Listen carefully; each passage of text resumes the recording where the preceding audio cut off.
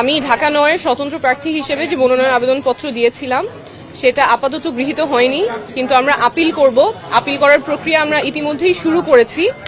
কারণ হিসেবে যেটা নির্বাচন কমিশন বলেছে, আপনারা জানেন যে স্বতন্ত্র প্রার্থীর জন্য বিধি অনুযায়ী ১% ভোটারের স্বাক্ষর নিতে হয়।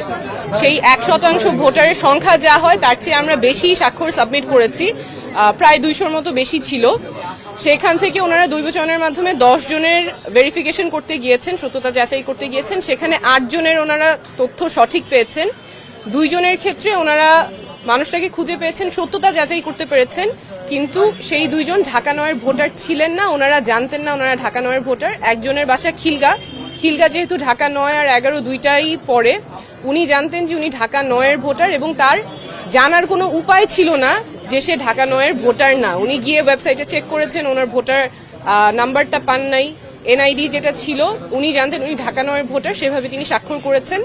আরেকজন যার ব্যতিক্রমে এসেছে, তার কাছেও যে হার্ড কপি আছে এনআইডির, সেই এনআইডির ঠিকানা অনুযায়ী উনিও ঢাকা ৯-এর ভোটার, কিন্তু নির্বাচন কমিশনের কাছে তথ্য আছে যে তিনি ঢাকা ৯-এর ভোটার না, সেটাও তার জানার কোনো উপায় ছিল না। তো যেই 2 জনের কথা ওনারা বলেছেন যাদের সত্যতা পেয়েছেন কিন্তু ঢাকা ৯-এর ভোটার না, এই 2 জনের ক্ষেত্রেই তাদের জানার কোনো উপায় ছিল না যে তারা কোন এলাকার ভোটার এবং ঢাকা ৯-এর ভোটার না। ওনারা জানতেন যে ওনারা ঢাকা ৯-এর ভোটার, সেই অনুযায়ী ওনারা স্বাক্ষর দিয়েছেন এবং নির্বাচন কমিশন কোনো উপায় রাখে নাই ভোটারদের জানার জন্য যে তারা কোন আসনের ভোটার কিংবা ভোটার নাম্বার কত।